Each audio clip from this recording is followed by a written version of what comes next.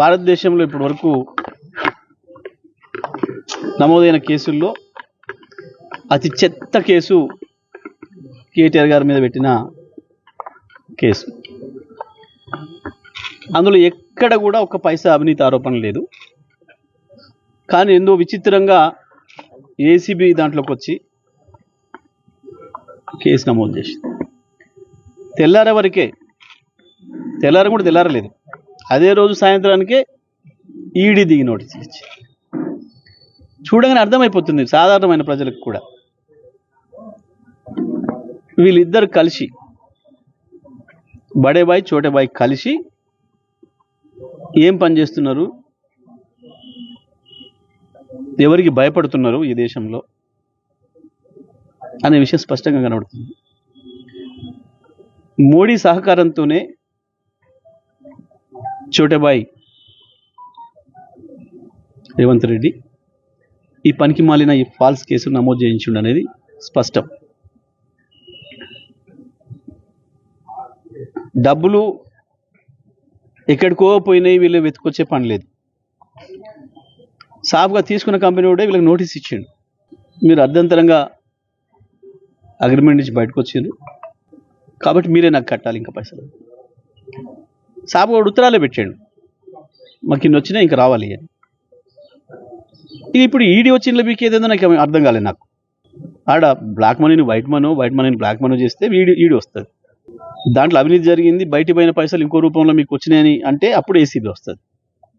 ఇలా రెండూ జరగలే. పోయిన పైసలు బ్యాంక్ ద్వారానే పోయినాయి, పక్కగా అక్కడ ఉన్నాయి, వాడు తీసుకున్నవాడే చెప్పిండు.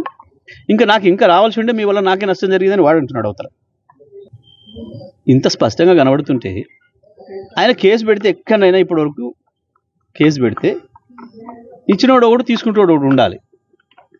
కానీ తీసుకున్నాడు ఒకటి తెలియదట, కానీ ఇచ్చిన వాళ్ళ మీద కేసు అట. ఇచ్చినోడు తెలిసినప్పుడు మన పేరు పెట్టాలి కదండి. ఈ పలానా ఆయన ఇచ్చిండు, పలానా ఆయన తీసుకుపోయిండు, గవర్నమెంట్ పైసలు ఇవ్వని ఆయన పేరు తెలియదట వీళ్ళకు. అంటే మరి వాడు వచ్చి రేవంత్ రెడ్డిని మాట్లాడుకోకపోయిండు కాబట్టి వాని పేరు లేకుండా చేసిందనట. అంటే రాను చివరికి జరిగేది ఏంటంటే ఇలా రేవంత్ రెడ్డి నేరస్తుడు అవుతాడు, అందులో ఎటువంటి సందేహం లేదు.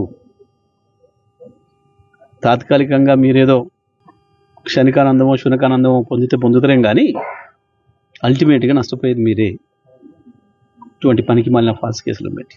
ఇక కొత్తగా ఏందో విచారణకు పిలుస్తున్నాం కేటీఆర్ గారిని పెట్టుకున్నారు. దేనికి ఇది? రైతు భరోసా ఎగ్గొట్టేదానికి మళ్ళీ పేపర్లలో 10-15 రోజులు ఈ హడావుడి నడిపి రైతుల్ని వీళ్ళు ఘోరంగా మోసం చేస్తున్నా, వంచిస్తున్నా రైతుల్ని పక్కదారి పట్టించడం కొరకు ఈ చిల్లర వ్యవహారం ఒక దిక్కు కోట్ల నడుస్తుంది.